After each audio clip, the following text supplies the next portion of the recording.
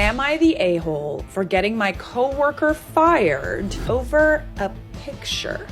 I, 31 male, have a pretty good idea that I'm neither at fault nor an asshole, but colleagues have been telling me that I am, at the very least, an idiot. About 2 years ago, I was working for an American firm where management pushed an employee advocacy program, hiring a photographer to take sleek profile pictures and helping us with writing and making LinkedIn content. After I got hired by my last firm, I've since then changed to academia for now. A woman, mid-20s female, from HR at the American firm called me in the middle of my night. She wanted me to take down my LinkedIn profile picture, citing it was their property. When I refused, she said I was lucky they didn't make me take down my entire profile. She also sent me an email where she, more politely, told me to take down the picture. I was initially stubborn, but decided it wasn't worth the risk and changed it to a picture I took during the summer. A few months ago, I met my former boss, 35 female, at a conference where we got to talking and had dinner. She had kind of offhandedly mentioned my new profile picture, which, to be honest, has way lower quality. I said something to the effect of, "Yeah, well, your HR wanted me to take it down." And the conversation moved on. I didn't mention who from HR. I feel like that is important. Now, 2 weeks ago, I started receiving harassing messages through my different socials and on my public workplace email. They're coming from real profiles, not newly created ones, telling me off for ruining people's careers.